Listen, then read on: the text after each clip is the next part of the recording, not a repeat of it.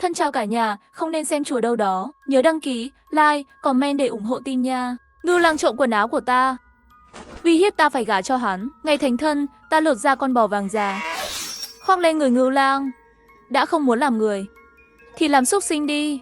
Ngưu Lang hóa thành bò, con bò vàng già trở thành thịt trong bát của ta. Ngày ta và Ngưu Lang thành thân, con bò vàng già xông lên nhà chính. Cha mẹ Ngưu Lang qua đời sớm. Anh trai và chị dâu đã đuổi hắn ra khỏi nhà. Nhiều năm nay chỉ sống dựa vào con bò vàng già. Hắn nói từ lâu đã xem con bò vàng già như người thân. Ngưu Lang kéo tay ta quỳ bái cha mẹ. Ta không quỳ, nghĩ mà xem, ta là một tiên nữ, sao giờ lại phải quỳ trước súc sinh. Ngưu Lang khuyên ta rằng con bò vàng già có ơn cứu mạng. Nó chính là cha mẹ tái sinh của ta. Ta và chàng là vợ chồng. Sau này nó cũng là cha mẹ của nàng. Ta nhìn hắn kỳ lạ, làm cha mẹ của ta. Một con súc sinh mà cũng xứng. Ngưu Lang vừa định nói gì, con bò vàng già đi tới dùng sừng lắc đầu.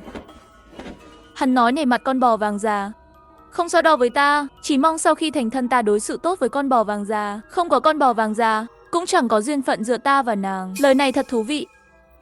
Ta là tiên nữ, hắn là người trần, làm sao có duyên phận được. Con bò vàng già cúi đầu không dám nhìn ta. Ngưu Lang định nói gì lại nuốt lời, chỉ nói sau này nàng sẽ biết.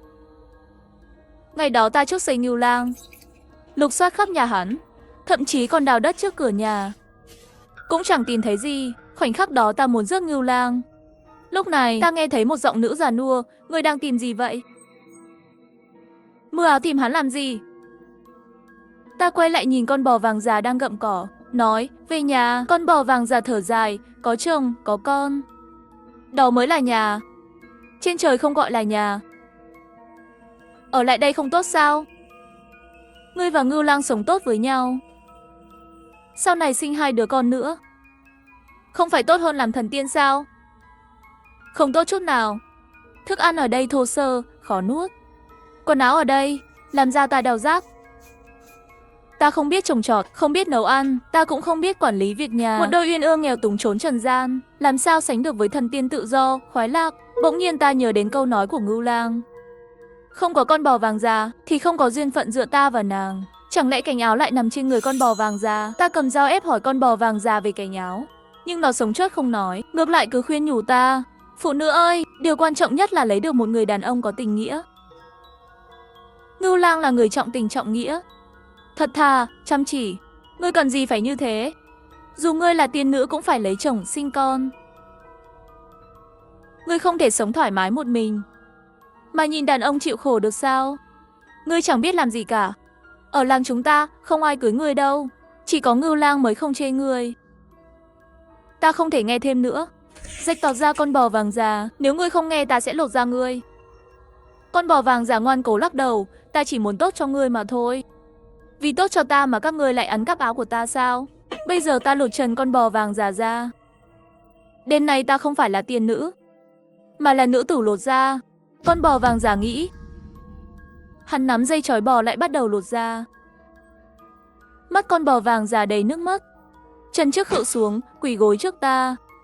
Hắn cầu xin ta đừng rớt hắn, nhưng ta vẫn ra tay. Thật là tà dị.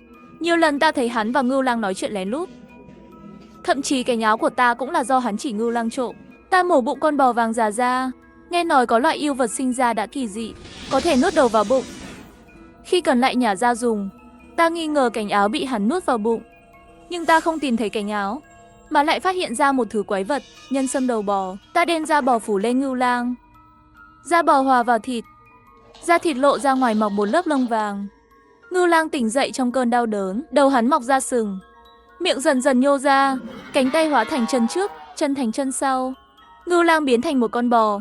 Ta nhanh chóng trói Ngưu Lang lại, nhanh chóng xỏ dây vào mũi bò, sẵn sàng dùng dây và sừng bò. Ta túm lấy sừng Ngưu Lang ép hỏi, cành áo của ta đâu? Nói ra, ta sẽ biến ngươi trở lại.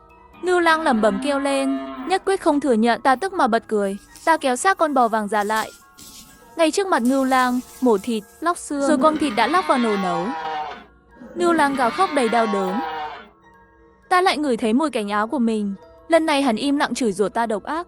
Hắn nói ta mãi mãi không tìm được cành áo. Tương lai ta không biết, nhưng hiện tại người chịu khổ là bọn họ.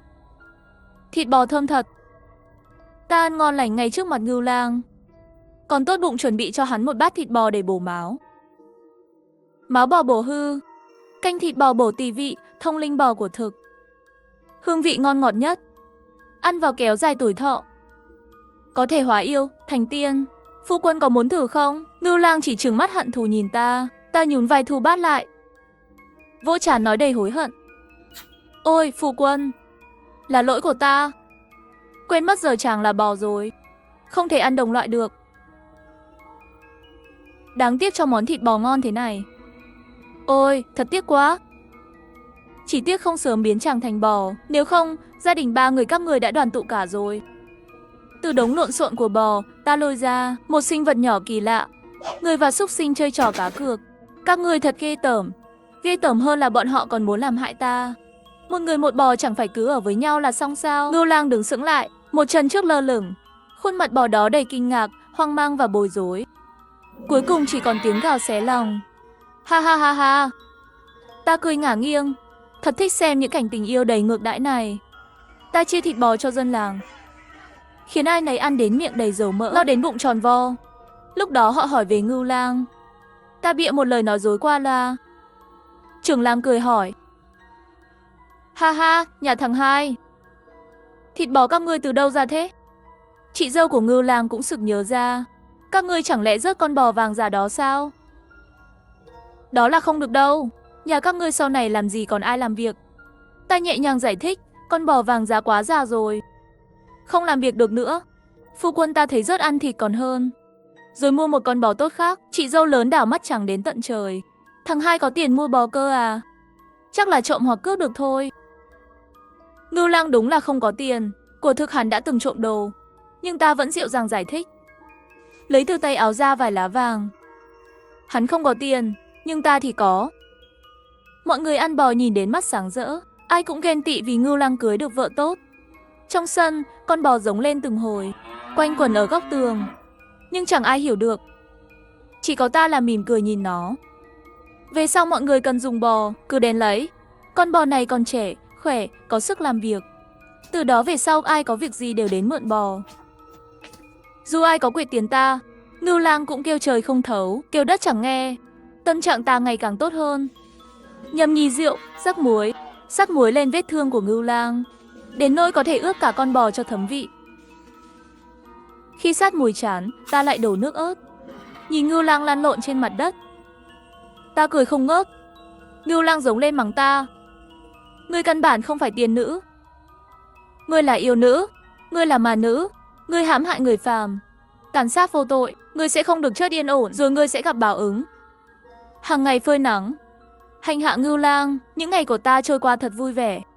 Đã nhiều ngày Ngưu Lang không ra đồng, khiến dân làng nghi ngờ. Đặc biệt là chị dâu lớn, ngày nào cũng hỏi về Ngưu Lang, ta viện đủ mọi cớ.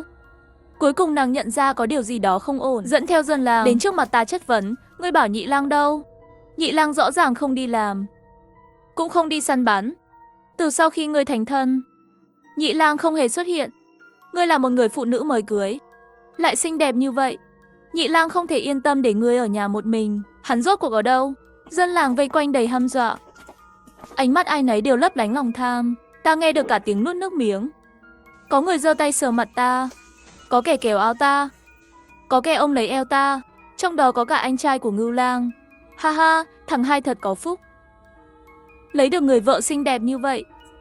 Ngươi nhìn làn da này mà xem, vợ ta có đầu thai thêm 18 lần nữa cũng không bằng. Ôi, vòng eo thật nhỏ nhắn. Đời ta chưa từng thấy ai eo nhỏ như thế này. Mỹ nhân như vậy, chỉ cần được ngủ với nàng, chớt cũng đáng. Xem ra bọn chúng không chỉ thèm tiền ta, mà còn thèm cả người ta. Chúng nghĩ ta chỉ là một cô gái yếu đuối, không làm được gì. Thật tiếc thay, chúng đã sai lầm. Ngưu Lang biến thành bò nhìn ta, hạ hê lấy chân móc đất.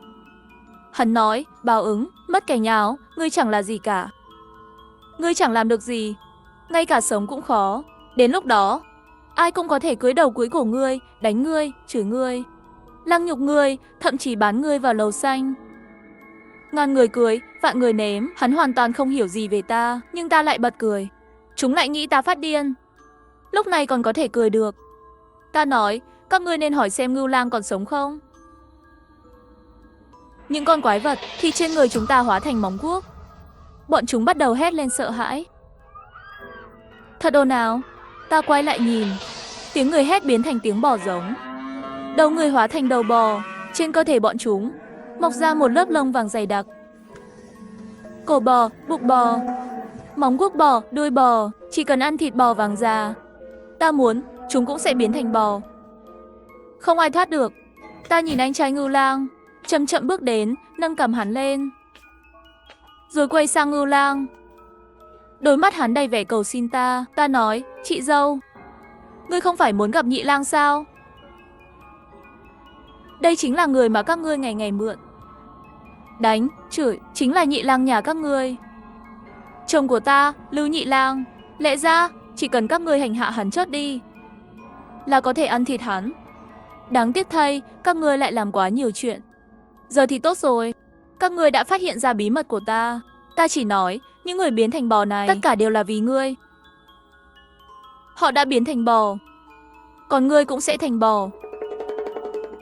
Bị người cưới, bị người chửi, bị người dùng roi quất. Ra rồi thì bị lột da ăn thịt. Trong sân bỗng dưng có thêm 10 con bò. Ta bán chúng với giá rất thấp cho người ngoài làng. Dân làng có muốn mua cũng bị ta từ chối. Ta muốn bọn họ rời khỏi quê hương, không bao giờ quay về được. Ta giữ lại con bò cái mà chị dâu biến thành. Ngày ngày chỉ có ta một mình, thật cô đơn. Ban ngày, ta cho mượn Ngưu Lang, ta cưỡi bò cái đi dạo ra bờ sông. Chị dâu sau khi biến thành bò ngoan ngoãn hơn Ngưu Lang rất nhiều. Ta bảo đi đâu là đi đó, hoàn toàn phục tùng. Ta không thể tìm ra lý do để trách. Ta từng phơi quần áo ở bờ sông. Từ khi xác con quái vật nhỏ bị vứt xuống sông, các tiên nữ trên trời không còn đến nữa. Cỏ dại mọc tùm, cây dại chằng chịt. Hồ tiên nữ ngày nào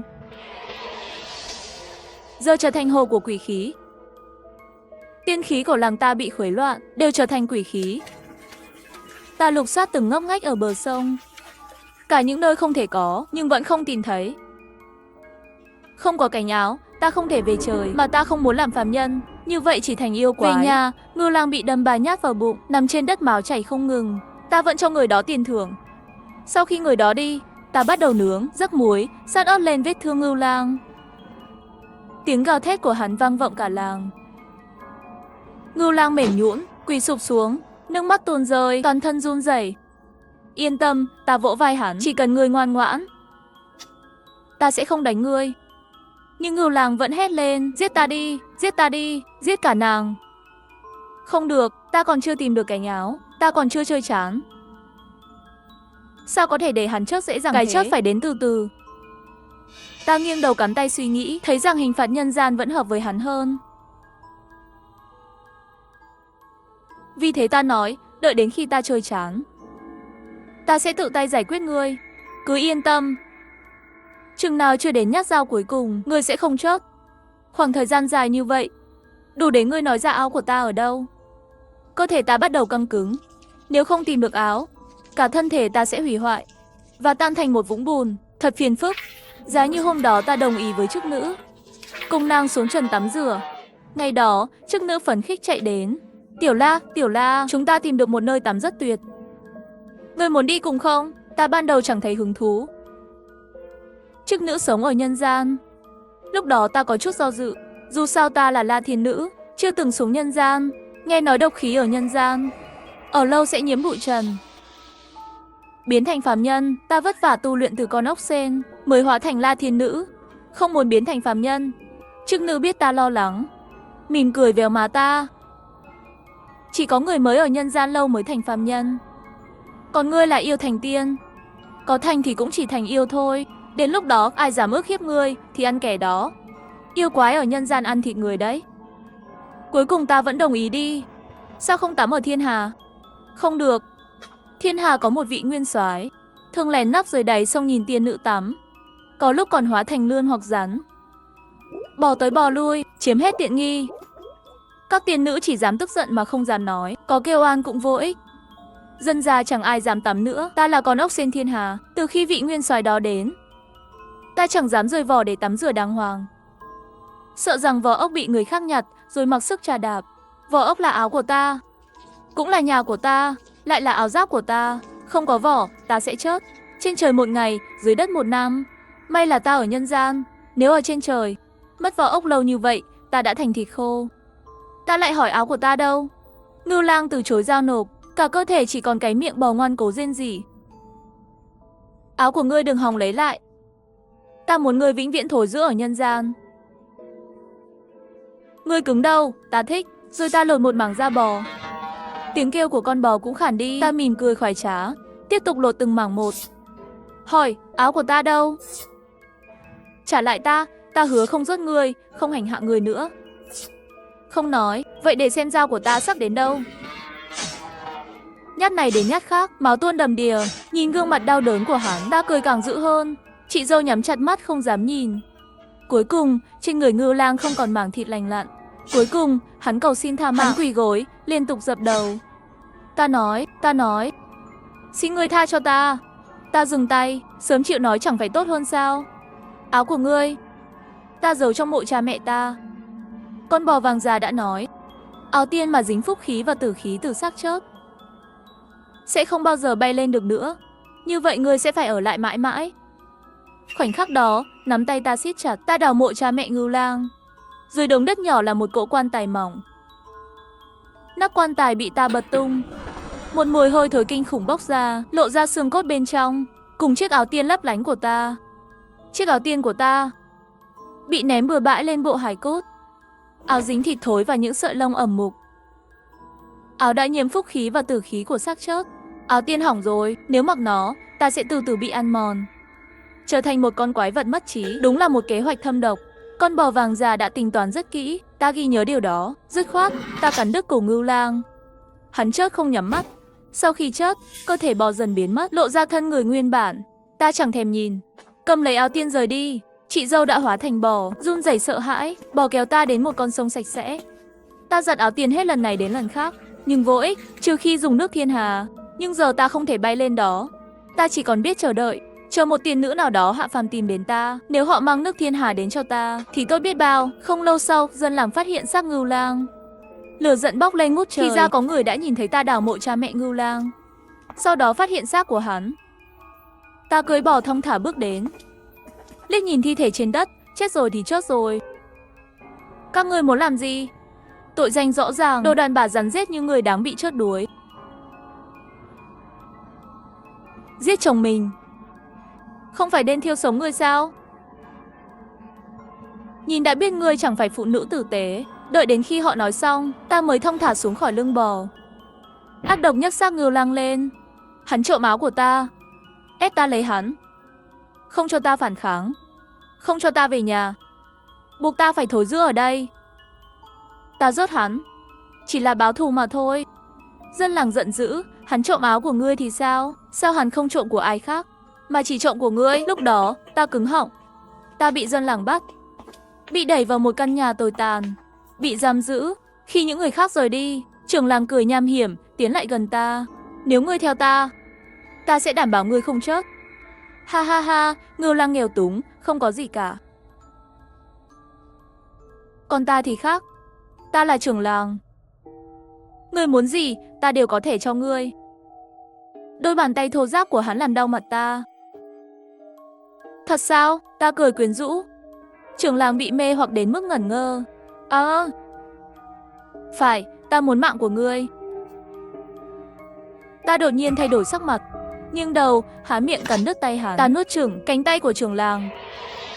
Hắn chưa kịp hét lên, ta đã dùng làn khói đen siết chặt cổ hắn, giống như con rắn, nuốt chửng hắn, xóa sạch dấu vết của hắn khỏi thế gian. Chiếc áo tiên đã bị ông nhiễm, ta vẫn mặc lên người, trở thành quái vật còn hơn là thối rữa. Dân làng không biết trưởng làng đã đi đâu, nhưng chuyện ta giết Ngưu Lang nhanh chóng lan truyền. Những người phụ nữ trong làng chửi bới và đánh đập ta, hắt nước bẩn vào ta. Sao ngươi không biết cam chịu số phận chứ? Phụ nữ chẳng phải đều sống như vậy sao? Ngươi là tiểu thư khuê các, nhưng bị đàn ông nhìn thấy thân thể cũng chỉ là đôi giày rách thôi. Họ, từng người mặt vàng như sáp, thơ xen lẫn u buồn. Rõ ràng họ không bị đánh đập nhiều, nhưng luôn kéo ta xuống. Một chút cũng không thuộc về đàn ông. May mắn là áo tiên của ta che chắn không đau không ngứa. Ta chỉ lặng lẽ nhìn họ.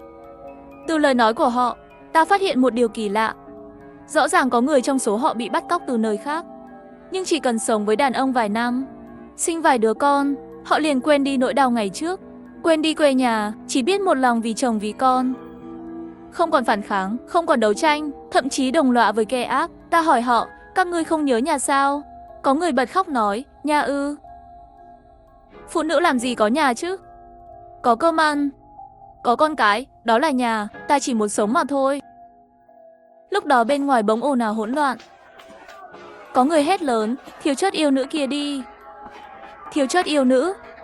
Nhưng bó củi bị đẩy đến chân ta. Ánh mắt họ nhìn ta đầy căm hận. Họ hỏi ta những người mất tích trong làng đâu. Ta cười, không ngoài dự đoán. Ngọn lửa bốc cháy ngùn ngụt. Ta nói, đốt từ từ thôi. Khói đen dày đặc nuốt chúng ta. Ta không còn nhìn thấy gì bên ngoài. Đột nhiên, tiếng leng keng vang lên. Trưởng làng đâu? Ở đây. Ta bước ra từ ngọn lửa, dẫm lên đống than hồng. Ta giơ lên tấm da người của trưởng làng, quẳng xuống chân họ. Khói đen trên người ta còn đen hơn cả khói lửa. Chúng vươn ra từ ta, chui vào cơ thể họ, xâm nhập mọi ngõ ngách, khống chế bên trong cơ thể họ, biến một số thành chim, số khác thành con rối của ta.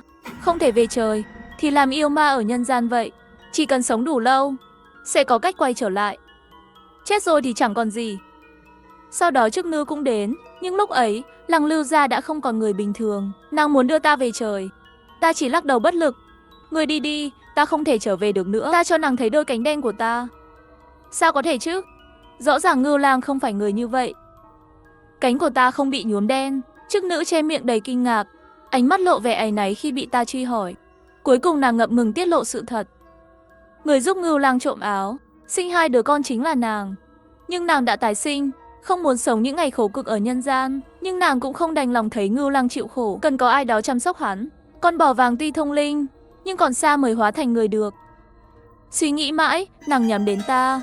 Dù sao đi nữa, tương truyền con gái ốc sên là người chăm chỉ đảm đang. Nhưng đáng tiếc ta không phải ốc sên, ta là La Thiên Nữ. Nàng đặt áo ta ở nơi dễ thấy, lén bảo bò vàng để Ngưu Lang nhặt được. Sau đó nàng cùng các tiên nữ khác bay về trời, chỉ để lại ta ôm thân thể ngồi trong dòng sông. Thực ra Ngưu Lang không thích ta, hắn để mắt đến chức nữ. Người đời ca ngợi con gái ốc sên là hiền thục, hắn chẳng phản đối gì nhiều. Dù gì cũng chẳng có cơ hội lần sau. Nghe xong sự thật, lòng ta bình lặng một cách kỳ lạ. Ta chỉ yêu cầu chức nữ một điều, mang nước thiên hà xuống đây. Chức nữ ngập ngừng, ta bật cười điên dại, ha ha ha. Chức nữ tốt của ta, người mau lên, nếu không ta sẽ không kìm được mình. Khi đó, ta sẽ hút cạn từng người ở đây. Từ ngọn lửa. Chưa đủ, ta sẽ tiến về phía trước, không trở lại gì phía sau. Gà chó cũng không còn, mà tất cả là lỗi của ngươi. Ai bảo ngươi đẩy ta ra ngoài? Ai bảo ngươi không mang nước thiên hà sớm hơn? Ngươi muốn ta rớt chóc? Phải hay không phải, ta chẳng quan tâm. Chức nữ vừa chửi ta điên loạn, vừa gọi các tiên nữ khác đến. Các tiên nữ cưỡi mây đến, nghiêng bình ngọc trong tay. Nước thiên hà vô tận cuốn sạch đôi cánh đen của ta. Lớp này trôi đi lớp khác, chìm xuống đất, hóa thành bụi. Ta lại bay lên một lần nữa. Vừa trở lại thiên giới, ta liền bị giam vào thiên lao, nhận hình phạt sét đánh. Trong thời gian ở nhân gian, ta đã phạm vô số tội. Dù rằng có lý do cho mọi hành động, nhưng tội vẫn phải chịu phạt. Ta thu mình lại trong vỏ ốc. Chớp mắt mà thế gian đã đổi thay. Truyền thuyết về Ngưu Lang và chức nữ không còn nữa. Thay vào đó là câu chuyện về nữ thần Bà Bình. Truyền rằng Bà Bình là tiên nữ từ trời xuống. Khi tắm ở nhân gian, bị người trộm vỏ. Nàng giả vờ đồng ý thành hôn, nhưng ngay đêm tân hôn đã lột da chồng mình, hủy diệt cả ngôi làng. Người lớn dùng câu chuyện này để dạy trẻ nhỏ đừng bao giờ nhặt quần áo của phụ nữ bừa bãi. Nếu không, người tiếp theo bị lột da chính là ngươi.